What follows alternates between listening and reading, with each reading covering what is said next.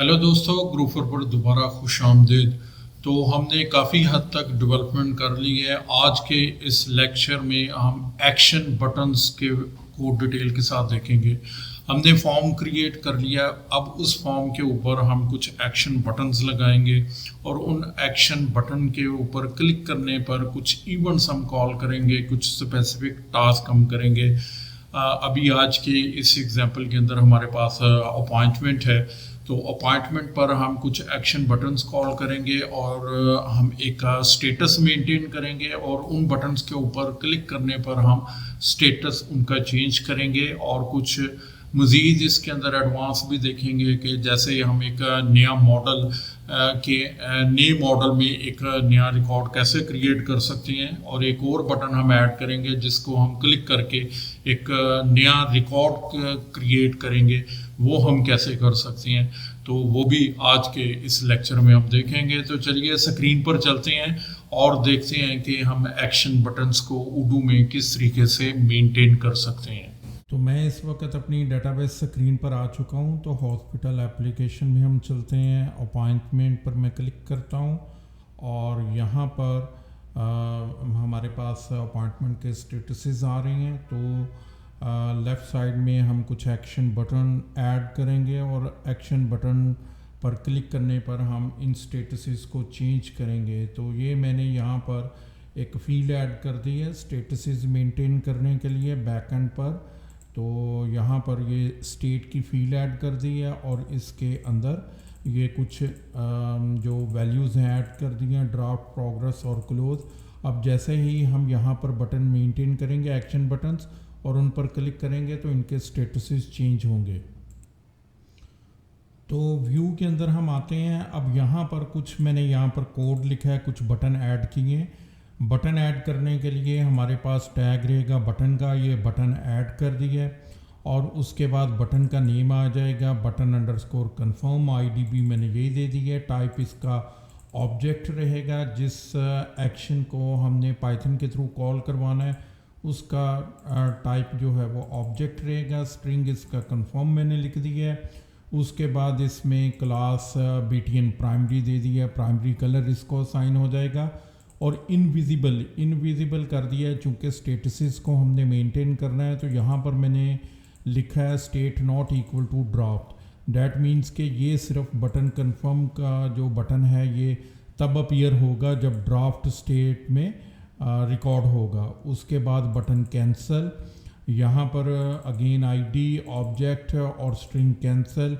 Invisible यहाँ पर मैंने कर दिया state not equal to draft. इसका मतलब ये है कि ड्राफ्ट में अगर नहीं है state not equal to draft, और यहाँ पर दो चीज़ें होंगी, नॉट इन ड्राफ्ट में भी और जब कैंसिल होगा तब भी ये बटन डिस्प्ले नहीं होगा।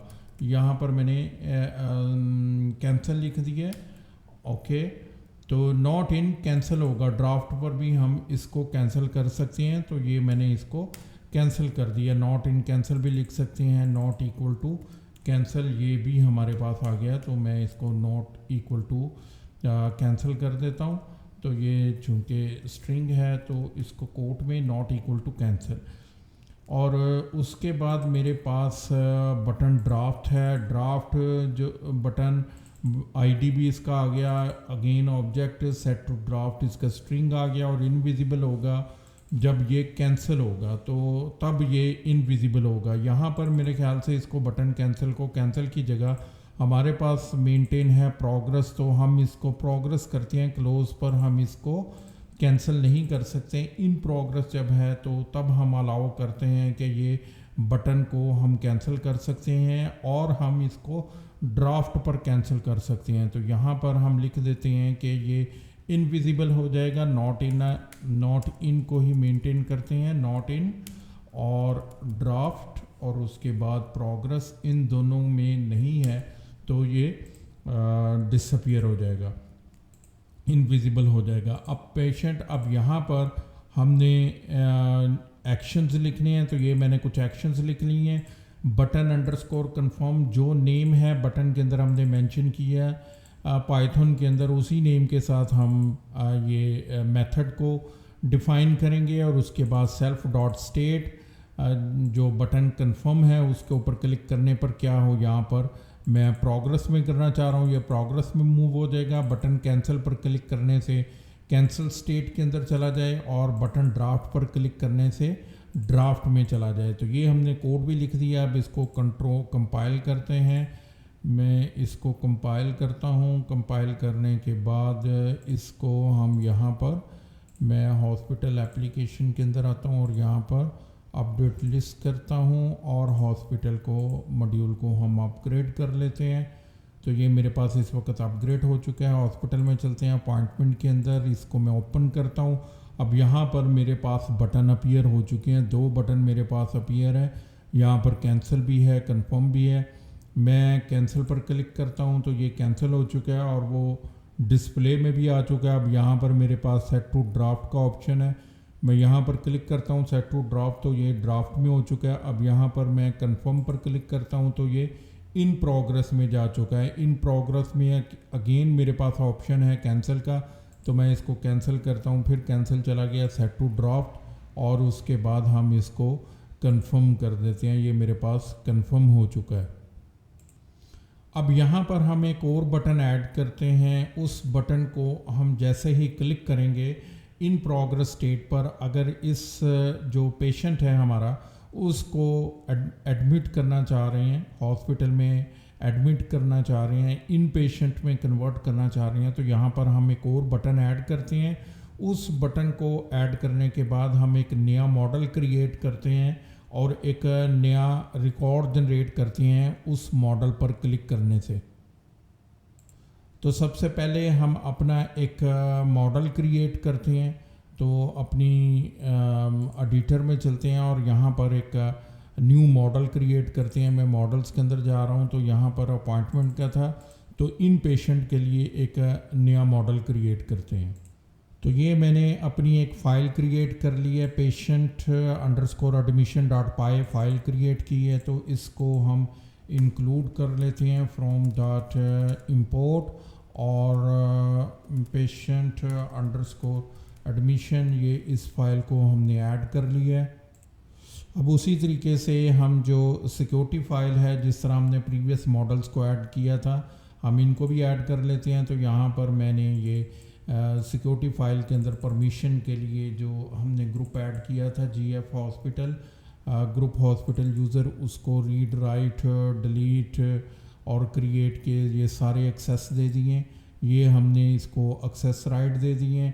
अब ये मेरे पास फाइल है। अब इस फाइल को देखते हैं कि इसके अंदर क्या हमने यहाँ पर कोड मेंशन किया है। तो सबसे पहले ये पेशेंट एडमिशन की मेरे पास क्लास आ गई है और उसके बाद इसका नेम मेंशन कर दिया है, डिस्क्रिप्शन आ गया। ये इन पेशेंट में हम कन्वर्ट करेंगे, इसका नेम आ गया, नेम में यहाँ पर स्ट्रिंग रेफरेंस है, फिर required true copy equal to false है। जब भी मैं इसको डुप्लीकेट रिकॉर्ड करूँगा तो चूँकि नेम के अंदर हम एक यूनिक नंबर मेंटेन करने जा रहे हैं, तो इसको मैंने कॉपी फॉल्स रखा है ताकि जो नंबर यूनिक रहे वो कॉपी ना हो सके। Read only equal to false कर दिया है। ये इंडेक्स कर दिया है ट्राईग्राम, ये बाद में हम इसको देखते हैं। डिफ़ॉल्ट लैम्डा सेल्फ और ये न्यू लैम्डा को भी हम इसको भी डिटेल के साथ देखते हैं, लैम्डा मेथड को भी। उसके बाद ये appointment ID many to one field यहाँ पर ऐड कर दी है अपॉइंटमेंट की, और यहाँ पर इसका स्ट्रिंग अपॉइंटमेंट आ जाएगा। एडमिशन की जगह अपॉइंटमेंट अप्रोप्रिएट वर्ड है।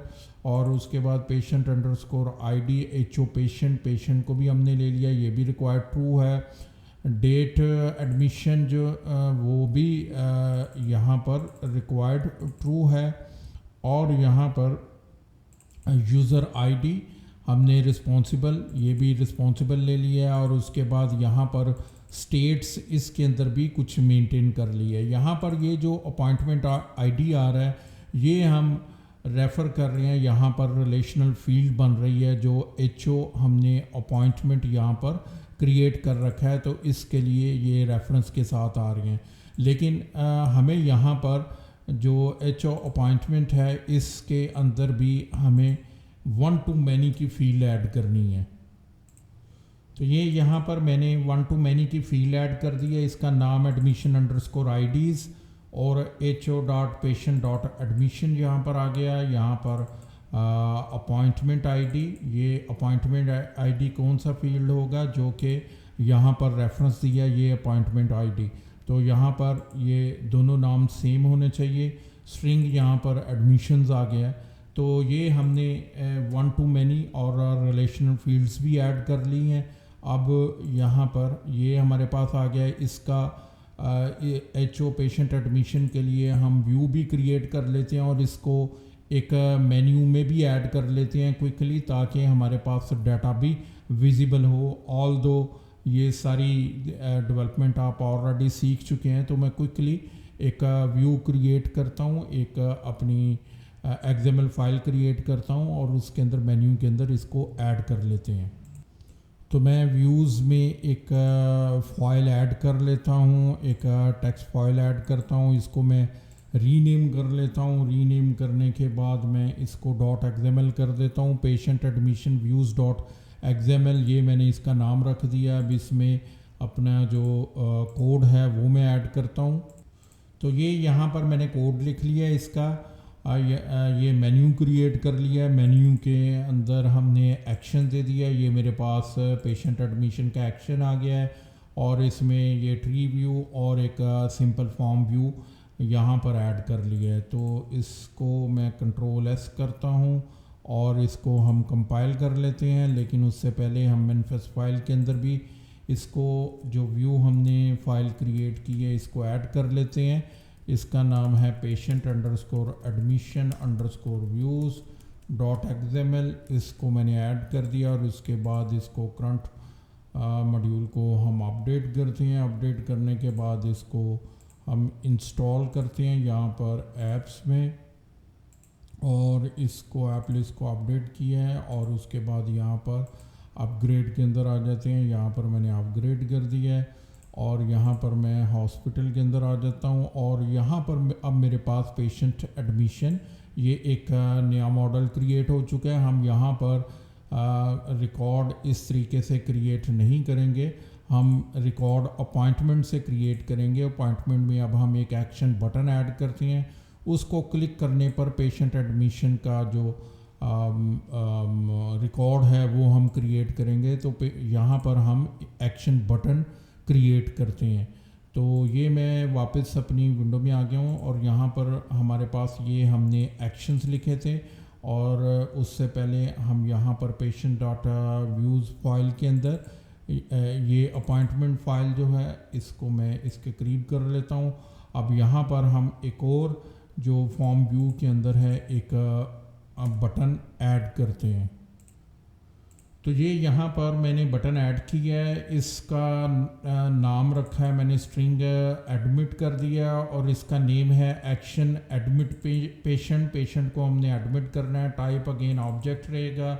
क्लास इसकी मैंने हाईलाइट कर दिया है। टाइटल इसका patient admission invisible state not equal to progress कर दिया है कि अगर प्रोग्रेस नहीं है तो ये जो फील्ड है ये डिसअपियर हो जाए। अब इसको Ctrl+S करते हैं कंट्रोल, लेकिन यहाँ पर मैंने कोड लिखना है। अगर इसको कोड लिखे बगैर मैं इसको कंपाइल करता हूँ तो ये हमें एरर देगा क्योंकि मेथड हमारे पास नहीं है। ये एक्शन एडमिट पेशेंट, ये जो अभी बटन हमने ऐड किया है इस मेथड को हमें यहाँ पर ऐड करना है। तो क्विकली मैं इस मेथड को ऐड कर लेता हूँ।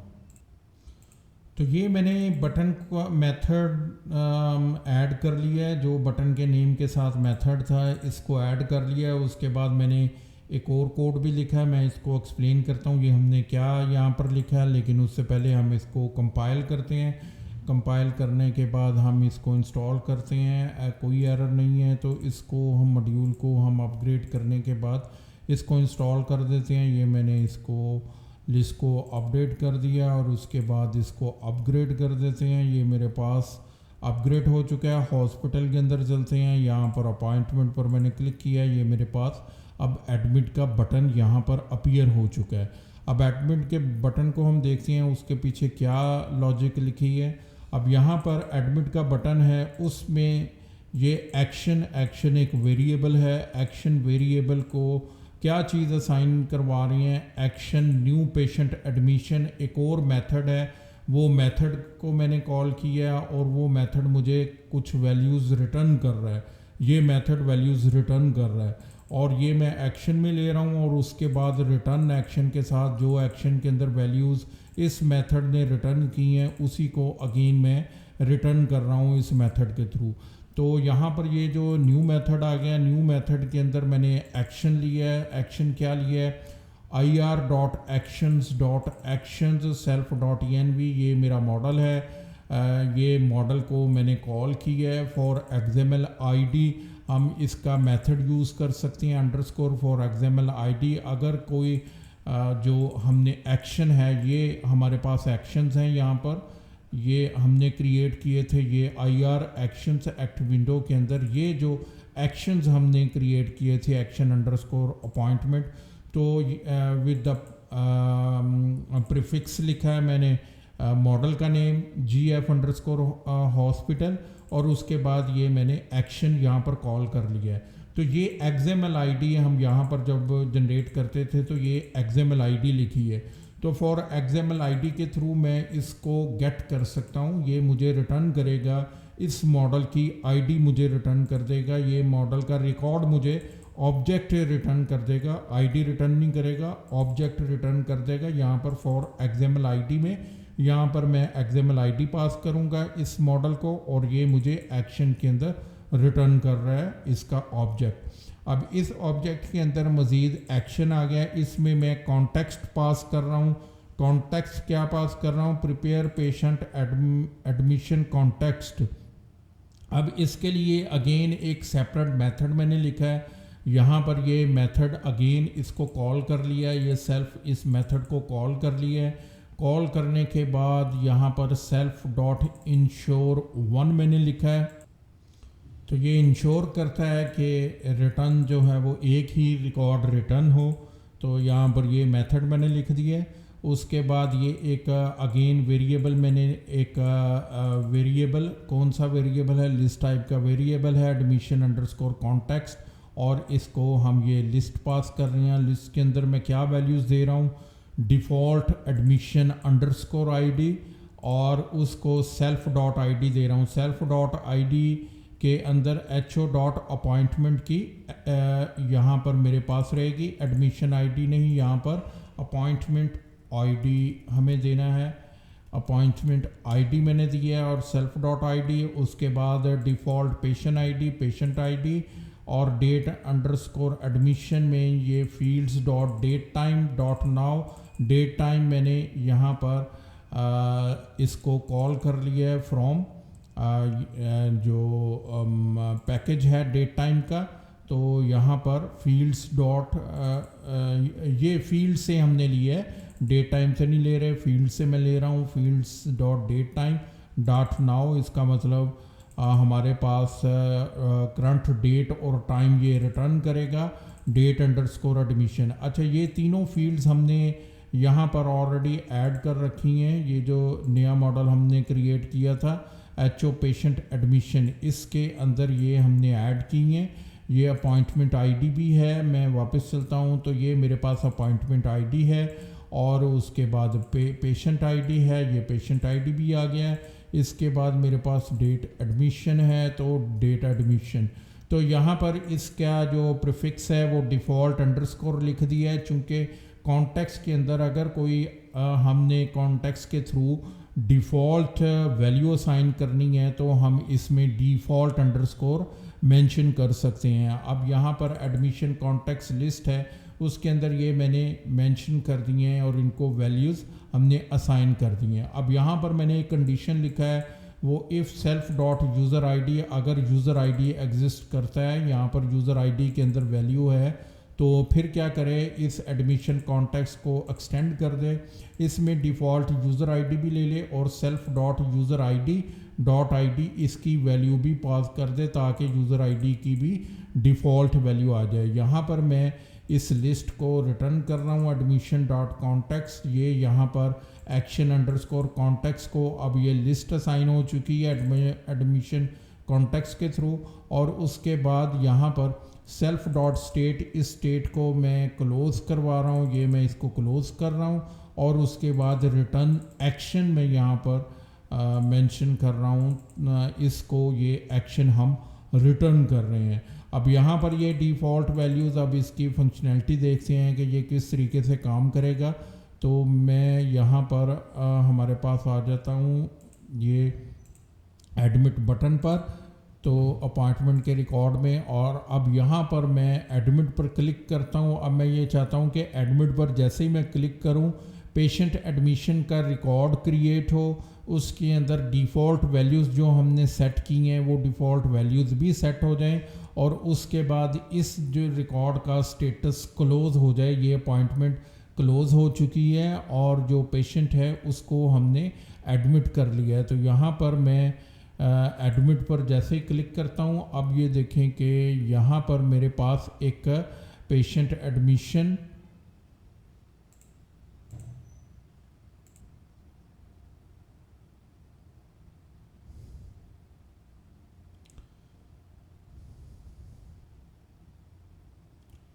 तो मैं यहाँ एडमिट पर क्लिक करता हूँ, ये मैंने एडमिट पर क्लिक किया है, तो ये रिकॉर्ड पेशेंट अंडरस्कोर एडमिशन में ये रिकॉर्ड मेरे पास यहाँ पर क्रिएट हो चुका है।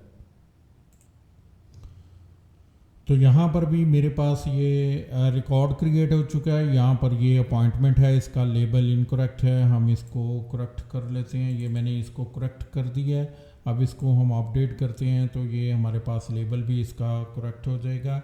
इसमें ये ड्राफ्ट स्टेट्स के अंदर क्रिएट हो चुका है और इसमें ये डिफरेंट अब बटन है, यहाँ पर एडमिट अगेन और या फिर एक्सेप्ट हम लिख सकते हैं। जैसे ही मैं एक्सेप्ट करूँगा तो ये इसका स्टेटस चेंज हो जाएगा और उसके बाद फिर यहाँ पर एक और स्टेटस है इनवॉइस्ड का, तो फिर हम इसका इनवॉइस करेंगे। तो आज के इस लेक्चर में हमने डिटेल के साथ एक्शन बटन्स को देखा कि हम उर्दू में एक्शन बटन्स को कैसे मेंटेन कर सकते हैं और उनको कैसे कॉल कर सकते हैं।